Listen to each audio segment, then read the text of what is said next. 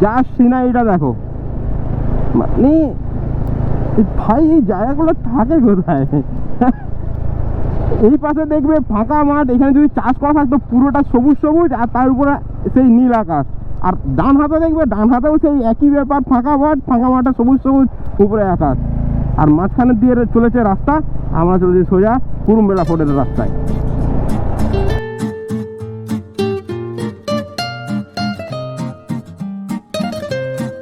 সত্যি কথা বলতে ক্যামেরাতে যতটা না বোঝা যায়, নিজের চোখে আসলে সেই জিনিসটা আরো বেশি করে উপলব্ধি করা যায়। এটা তো তোমরা মানো, একবার আসো, ওই জন্যই বলা।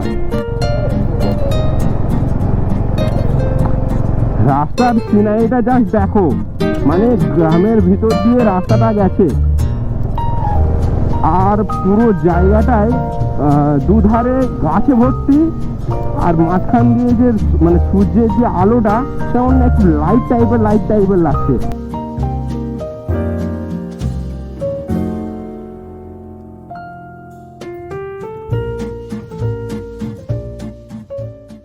তো এটা নিয়ে তুমি কিছু বলতে চাও?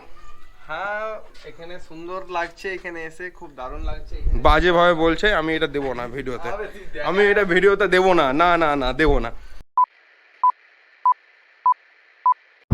তো আমাদের মোগলমারি ছেড়ে আমরা বেরিয়ে যাচ্ছি। আমাদের নেক্সট গন্তব্যস্থল হচ্ছে কুরুমবেড়া ফোর্ট। মোগলমারি থেকে এবারের পরের ডেস্টিনেশন কুরুমবেড়া ফোর্টের ডিস্টেন্স এখান থেকে দেখাচ্ছে 15 কিলোমিটার। চলো তাহলে একবারে ওইখানে গিয়ে পৌঁছে তোমাদের সাথে কথা হচ্ছে, ঠিক আছে?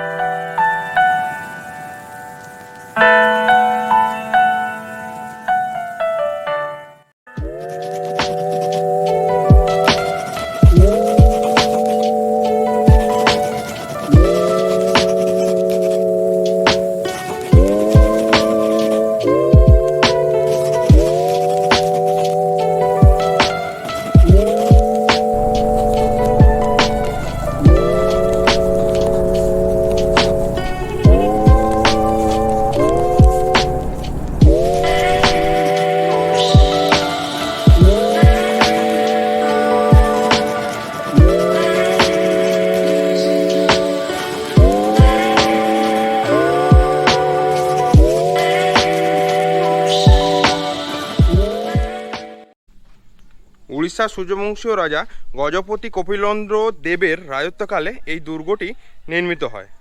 দুর্গটি শুরু হয়েছিল 1438 খ্রিস্টাব্দে আর শেষ হয়েছিল 1469 খ্রিস্টাব্দে। ফার্স্ট বলে রাখি, এখানের কিন্তু একটা শিব মন্দির ছিল, যার নাম ধরেই কিন্তু এই জায়গাটির নাম হয়। আর জায়গাটির নাম হয়েছে গগনেশ্বর, যেটা শিব ঠাকুরের বা একটা নাম বলতে পারো।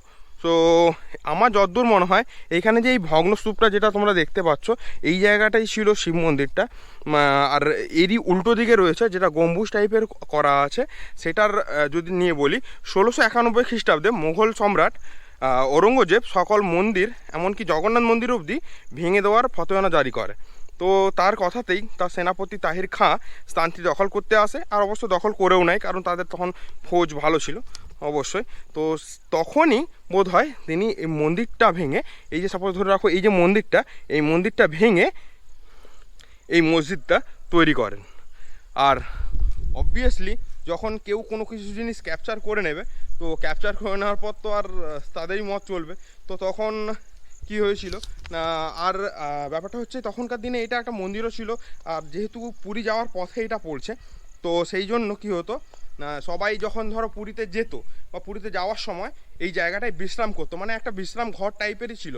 কারণ বারান্দাটা দেখে বোঝা যাচ্ছে যে এখানে একটা বিশ্রাম করার মতো জায়গা রয়েছে ঠিকই, কিন্তু তা বলে যে মানে সেনাবাহিনীর যে কোনো কিছু দুর্গ টাইপের সেগুলো কিন্তু এখানে নেই। কারণ এখানে কোনো কক্ষ নেই যেখানে সেনাবাহিনী থাকতে পারে। তো এটা একটা বলতে গেলে বিশ্রাম ঘর বলতে পারো, বিশ্রাম ঘর টাইপেরই ছিল। তো তারপর যখন মোগলরা এটাকে আক্রমণ করে আর এটাকে যখন নিজেদের মানে আয়ত্তে নিয়ে চলে আসে, তো যখন আয়ত্তে নিয়ে চলে আসে তখন এটাকে তাদের সেনাবাহিনীর কি বলবো ঘর হিসাবে বলতে পারো এটাকে ইউজ করে। তো তারপর থেকে কি হয় না, সৈন্যদের আনাগোনা তো রইতেই থাকে, আর সেই থ্রু দিয়েই এই জায়গাটির নাম হয়ে যায় কুরুমবেড়া ফোর্ট। আর কুরুমবেড়া ফোর্টের যদি নাম আমি তোমাদেরকে বলি, কুরুমবেড়া মানে হচ্ছে তোমার কুরু মানে হচ্ছে এই যে দেখতে পাচ্ছ পাথর, এই পাথরগুলো এগুলোকে বলা হয় কুরু। আর বেড়া মানে বুঝতেই পারছো, যেটা পাঁচিল দিয়ে ঘেরা রয়েছে মানে ওটাকে বেড়া বলছে। তো কুরুমবেড়া মানে হচ্ছে কিন্তু এইটাই, যে পাঁচিলে ঘেরা একটা জায়গা। তো তারপর থেকে যখন ওখানে সৈন্যবাহিনীরা আসলো বা সেনারা আসা শুরু করলো, তখন এবার ওটাকে নাম দিয়ে দিল কুরুম্বাড়া ফোর্ট। আর একটা জিনিস লক্ষ্য করো, এই দিকে দেখো পুরোটা দেখো কোনো সেরকম কোনো পিলার নেই, বা এপাশে যেমন দেখতে পাচ্ছ মাঝখানে এই যে পিলারগুলো রয়েছে, পিলারগুলো দেওয়া আছে, কিন্তু এপাশে কোনো সেরকম পিলারগুলো দেওয়া নেই।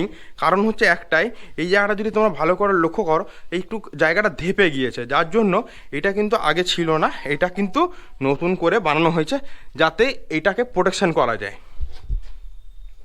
তো জায়গাটা এখন পুরাতত্ত্ব বিভাগের আন্ডারে রয়েছে। আর দেখতে পাচ্ছ জায়গাটা কতটা ভালোভাবে মানে গুছিয়ে রাখা হয়েছে। তার যে সামনে যে বাগানটা রয়েছে, ওই বাগানের গাছগুলোকে পুরো একদম সমানভাবে কাটা রয়েছে। তার সাথে যে সামনের দিকে যে ধরো ঘাসগুলো খুব বেশি বড় নেই, খুব বেশি ছোট নেই, ভালো করে রাখা হয়েছে। কিন্তু একটা জিনিস বলতে হয়, সেটা যেটা আমরা দেখতে পেলাম, তো দেখো এই যে তোমরা দেখতে পাচ্ছ নাকি জানি না, এই জায়গাটা পুরোটা ফাটল ধরে আছে। আর ওই পাশে যদি যাই, ওই পাশটা তো পুরোপুরি বলতে গেলে অনেকটাই শ্যাওলা পড়ে একদম পিছলে যাচ্ছে সবাই। তো এখান থেকে আগে বেরানো যাক। আসলে ব্যাপারটা হচ্ছে জল পড়ছিল, জল পড়ার জন্য এইগুলোতে চুঁয়ে চুঁয়ে চুঁয়ে চুঁয়ে জল পড়ে। আর তার সাথে আরেকটা জিনিস তোমাদেরকে দেখাচ্ছি, ওই পাশে দেখতে পাচ্ছ, ওই পাশে কিন্তু কোনো সেরকম বেড়া মানে এই যে পাথরের যে দেওয়ালটা, সেই দেওয়ালটা কিন্তু নেই, সেই দেওয়ালটা ভেঙে পড়েছে। তো এইটাই হচ্ছে সেই দেওয়ালটা, যে দেওয়ালটা কিন্তু এই পাশে মানে এই মসজিদের দিক করে বা এই যে গম্বুজের যে পেছন সাইডের যে দেওয়ালটি, এই দেওয়ালটা কিন্তু ভেঙে পড়েছে। আর তারই অংশবিশেষ এখানে গুছিয়ে রাখা আছে।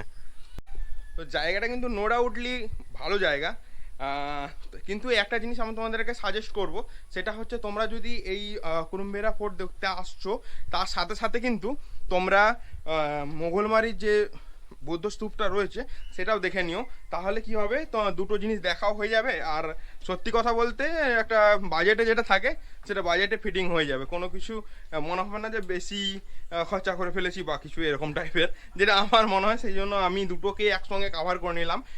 একটা আমি প্রথমের পার্টে দিয়ে দিয়েছি, আর আরেকটা এটা সেকেন্ড পার্টে আসছে। তো প্রথমের যদি পার্টটা না দেখো, আমি ডেসক্রিপশনে সেই লিঙ্কটা দিয়ে দিচ্ছি, সেটা থেকে দেখে নেবে। আর এই ভিডিওতেও মোটামুটি তোমাদেরকে দেখালাম সব কিছু। তো দেখো মোটামুটি, যদি কোনো কিছু বলার থাকে অবশ্যই আমাকে কমেন্টে জানিও। আর এখন অবধি যদি চ্যানেলটা সাবস্ক্রাইব না করে থাকো, প্লিজ সাবস্ক্রাইব করে নেবে। বুঝতেই পারছো গরমে গরমে কষ্ট হচ্ছে, তো যতটা পারো সাপোর্ট করার চেষ্টা করো।